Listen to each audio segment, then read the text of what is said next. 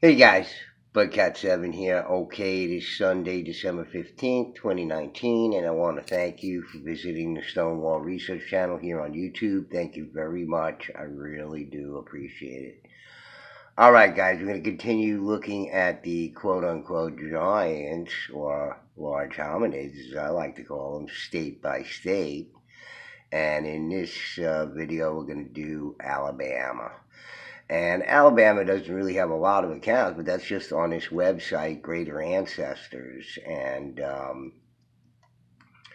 I just fascinated by the details so often of these things and other relatable things to my research, other people's research, whatever it is. But, many of the details are very interesting about these things. And, I don't think anybody's really put it together really a comprehensive categorization of all of the mass and different burials and where all these large skeletal remains were found and how they were found and everything else. So, we have to put that together ourselves. So I just want to talk a minute about the radio interview that I had on last Wednesday, this past Wednesday, at WOOL 91.5 FM up there in Bellows Falls, Vermont. This buddy of Jimmy's, and I did this interview. If you didn't know, you can follow my channel. I did a video, so the guy sent it to me in 3 parts, so that's how I had to post it. But I was going back and forth in the comments with Andrew from Ancient History Criticisms, who, after he listened to the interview, he didn't realize the scope of the work. And, how does this relate to the giants in any way or anything? But it does directly. And the reason why that is because the American Indians, the Native Americans in the area of the Northeast there, never claimed to have built any of these stone things there aside from the walls. The stone chambers, the Neolithic dolmen, and cairns and effigies and whatever it is. They did not claim that it was somebody before them. They claimed the mounds, etc. They did not claim to have built any of these things. So it's highly probable that the large hominids are the ones that built the walls, you see. And who built the walls? Well, that's the biggest contention here. And I got, there's haters, there's trolls who come around and give their thumbs down and no reasons why. But they're not content with, the settlers and colonists have built their own walls. And the rest of the walls were built by this ancient culture of large hominids that nobody seems to know about. But it's all there in black and white, whether official or not official, in these accounts. And if it wasn't the native peoples of the area of the Northeast that did it, then it was these large hominid people that they dug up so prominently everywhere, including New York State and all throughout the Northeast and everywhere else. But if they were the ones who were hanging around at the time, then they're most likely candidates, you see. So, and the walls are not just simply walls, as I've gone through that on my channel, and this video is about that. And I referred to Andrew because he may not have seen it. I'm not sure whether he has seen my videos on the walls, but here's a section of them in New Hampshire here. Okay, and the host of the show asked me, well, or he said he was talking to Jimmy about it, and they were coming up with, to protect them from all the wild creatures that lived back in those areas, perhaps these large, um, animals that could have still been around during even the late Holocene. So, and that could be the time frames we're talking about, but I said no because look at this, the concentration in this area. There'd be no wild animals, running around between all these stones. These are the only ones that have been verified. There's plenty of stuff down there that hasn't been verified, so all those little pink things would expand greatly if they verified. And don't forget, a lot of the stone walls were cannibalized and completely eliminated. So you can't even get a full picture of. And this doesn't count the walls that are in Canada too. So it's not only the 240,000 miles of walls that the government's estimate was from the data that they gathered in 1872. So that's nobody got out there with a tape measure and measured all these walls. This is an estimate based on the density of the walls like this. You see, they know all about it. Okay, so all the states would look like this, and I go through this in this video about how the serpent head repeats itself in the walled areas, not just separate effigies, but here's me at Mallory and deep in the upstate in the Green Mountains, okay? And this is a serpent wall on the Mallory site, and this one is a one with scales, okay? So you can find walls with scales, serpent effigy walls, and some just walls with scales, like this one, long walls with scales, and a serpent head at the end with a giant split stone in a diamond shaped stone that has been split. So this is what can be found up in the Mallory, Sherman, Connecticut, deep in the Green Mountains area. And I'm taking a walk along this, and this is clearly one of these walls where it shows the scales of the serpent, which is not like a snake. It's more like a scaled serpent. And I'm referring to that in this video of mine right here. And this is a beautiful area in a remote area, okay, of a place that had been untouched for hundreds of years, and the people there know it. That's why this is a preserve, okay.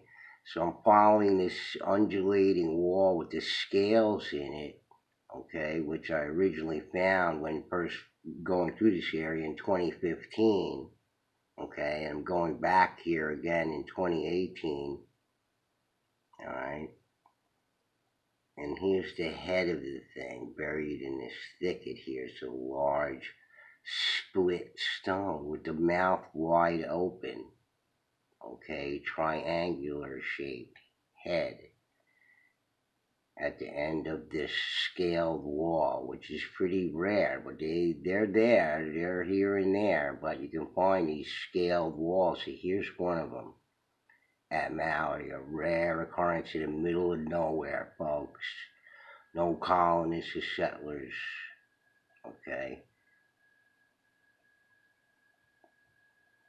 And the people there know it. And there's an opening there, so, but it's still incorporated into the wall system there. It's all, then the wall extends out on my left-hand side. It's all part of the wall system, so, and there's a rather large split stone there, and here I go, I get into the mouth of it to show the scale. See, I'm sitting there, like, boom, getting swallowed by it. So this you can find in my playlists there, the research I actually did in the field, up in the up in the mountains in there in rural Connecticut, okay, at this ancient Aboriginal site. I got a whole series of videos of phenomenal things just like this from that side. Hardly any views on those videos. I don't understand. Anywhere else on YouTube, people got like 1 billion views, but on mine, I don't know why. Maybe I just don't have the tags right or something. I don't know. But in any case, let's take a look at the giants in Alabama. Anyway, like I said, this is how the giant hominids, the large hominids, the giants, quote unquote giants, have to do with the stone walls. So that's that period of time in which the stone walls could have been built is when these large hominids would be roaming around. Okay, so actually, let me go to this one first. I want to go to this one first. This is just a short one here, but just Anniston 62-inch thigh bone. The bones of some prehistoric giants have been unearthed near Anniston, Alabama. One of the thigh bones was 62 inches long, and the skulls, plural, averaged 34 inches in circumference. Okay, so 34 inches in circumference. That's like a common average man's waist size here, at least in the States. You know, if you go to any store anywhere to go buy a pair of pants here, okay, 34 inches like average size. Chances are it's not going to be on the rack because that's just average size. That's the first size that goes. 32, 34-inch waist, at least here in the States. I don't know how they work it in the UK and in Europe. I think it's single numbers or double digits. I'm not sure sizes for men's sizes, but 34-inch waist generally on most men. So these are skulls, average 34 inches, and the thigh bone being 62 inches long. These were some mighty big guys, okay? So, you know, if these mighty big guys were here in Alabama like they were in New York, and it seems to be in every single state in the United States and even in Canada too, with plenty of mounds also in Canada, okay? So if these guys were really this big walking around, how would it be for them to like build like a massive stone wall out of some pretty big stones? How hard would it be for them to do it without, like, you know, a backhoe and, you know, bulldozer or whatever, you know, bobcat, whatever? How easy would it be for them to do that kind of work? Well, I think it would be a little bit easier for them than us to move around some mighty big stones. And here we are talking about Tuscaloosa, the Black Warrior, okay? Another one of these large chieftains in the times of recorded history, just like King Mongatuxie up here on Long Island of the Montaukett tribe. Same kind of story, except that King Mongatuxie apparently was building canals. So, I mean, you know, talking about some serious engineering skills there, and it seems to be that maybe these, you know, later chieftains that are recorded during historic times were a piece of a different class of people, just like in Africa with the Watusis and the Tutsi people. The Tutsi people are all of average size, and the Watusis rule them. That's their royalty, and they're all like 7 feet tall. Okay? Same kind of principle, same kind of structure. You see? And that's another thing about the walls in New England. There's a whole structural thing going on there. You know, the whole thing was passed on to the Iroquois, the Haudenosaunee. It was just a giant cooperative going on over there. There's all their theories about what went on up there in New England are all wrong. All my research shows it. So he's Tuscaloosa, another one of these giant chieftains, okay, that probably had giant genes in him, okay, one of the last of his kind, okay, before they totally all died out. They seem to outlive the late Holocene and way up into more contemporary times, okay, 400 or 500 years ago, all right? So they're still around, and Tuscaloosa was one of them. Described the paramount chief as being very tall and well built, with some of the chroniclers saying Tuscaloosa stood 1.5 feet taller than the Spaniards. His name derived from the Western Muskegean language elements Tosca and Losa, meaning black warrior. Okay, so probably was a pretty fierce guy, just like Mangatuxi was. But, talking about the times they lived in, you better be a fierce guy if you're the chief of your tribe. And I'm sure having one of these big chiefs over there scared off a lot of people.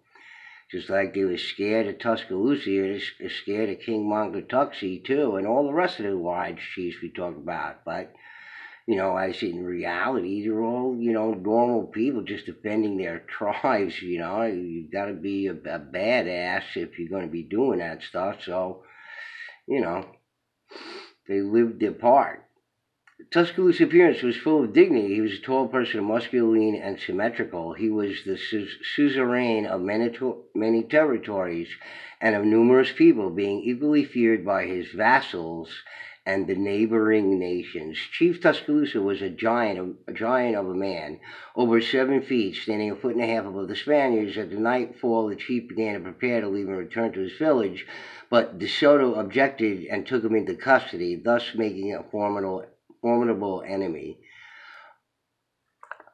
On these marches, the cacique in custody always rode alongside the governor, so De Soto ordered a horse for Tuscaloosa, but owing to the cacique's huge size and great weight, not even the largest horse they brought forward was able to bear him. At last, a pack horse accustomed to heavy burdens proved strong enough to carry the chief, but when he mounted, Tuscaloosa's feet almost touched the ground. This description accords with Garcilaso de la Vega's statement that the chief stood a half-yard taller than the tallest man around him. Okay, so Burlington News, which is like alternative history, paranormal website. I look there a lot too, because they have giant stuff. But in any case, this is another one of these giant chieftains who could be looked at as a good chieftain. He protected his people. There's no stories of cannibalism associated with him, so just forget about that. Museum party discovers many ancient graves. Hale County, 7'6". Okay, this is a little hard to read, but I'll try to do the best I can. Burial rites of moundsmen revealed by excavation of plots. One skeleton 7 feet and 6 inches tall, thought buried 1,000 to 5,000 years ago. Numerous pots, pipes, beads, stones, copper ornaments, and animal effigies also found interred with the bodies. University News Bureau. Very tiny writing here. Some 400 skeletons, the size of which vary from unborn infants to male adults, vary between 1,000 and 5,000 years ago, have been uncovered at the Indian Mounds at Moundville by the Alabama Museum of Natural History. From his offices at the University of Alabama, Director Walter B. Jones of the museum announced that one skeleton measured 7 feet 6 inches in height. Okay, so there you have mainstream academics cataloging this, released it to the press here. Okay, what's to argue about? Okay. But, you're going to get deniers anyway. I get that thumbs down. Boo, we don't believe in giants. Okay, well, it's not giants. It's large hominids, first of all, jerk. Museum party headed by Director Jones and curator William L. Halton, and consisting of David Desjarnets, assistant curator, and Carl T. Jones, topographer, is completing its first period of excavations. The party is digging in the area recently purchased by the museum and which has been designated as Mound Park. In addition to the remains of 400 Indians, the excavation party has taken from the mounds hundreds of valuable artifacts. Director Jones announced among the group of artifacts 150 pots, various kinds, 4 pipes, 10 stone discs, which I find very interesting. These stone discs are always curious, and what they might have had on them. 1 copper pendant, 6 copper earplugs, about 75 bone awls and piercing instruments, 100 discoidal stones, some made of igneous rocks brought in from other localities. Okay, so procurement network.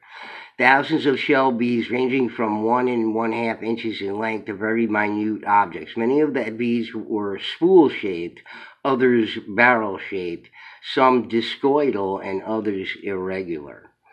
All skeletons unearthed with bones strong enough to be preserved have been brought to the museum. Most of the large skeletons brought out were found in the vicinity of Mound G. Dr. Jones said the majority of these measured 6 feet or more in height. All the graves which the skeletons were taken were earthen, except one which was a very fine type of stone burial box, which is so prominent in Tennessee and Kentucky. And it was whole. All teeth were in reliably sound condition. Very few cavities were noted. However, some of the old people had many teeth missing. The race of Indiana. Okay, so I guess that's the end of the article there, but it says that some of these people have showed signs, so, maybe these people were eating local game or whatever it is. These ones were not pure vegetarian giants, but so what if they were eating meat or whatever? You just automatically, aha, cannibals! But, I'm telling you, that whole cannibal story, as we know from all the research I've done on my channel, is a whole just demonize the enemy, just the stupid stories that you tell about the enemy. And I went through it on my channel. I went deep into it, just to demonize the enemy story at a time when all these giants had to go, folks, and we killed them. The Homo sapiens did anyway, so one or the other type of Homo sapiens, because we got to get rid of these guys. Okay, so this one is Hale County, giants among them, and origins of Moundville Indians. Recently visited the Mound State Monument at Moundville in Hale County. This is fairly contemporary, I guess the 50s or something like that. It wasn't our first visit, but this time we noticed that some of the skeletons belonged to very tall people, possibly all males. One or two must have been 7 feet tall. Our observations of the area, the mounds, and the size of the skeletons confirmed 2 of my pet theories about the mound builders, and maybe 3. Just interesting what he says about it here. I have made fairly thorough study of the Alabama Indians for several years, and my first conclusion concerning the place from whence they came was, and is, that they did not come from Alaska, but since the Mormon Baker crossed the Pacific Ocean from South America to Honolulu, I am more convinced than ever that the Indians of Alabama came by one of 2 routes.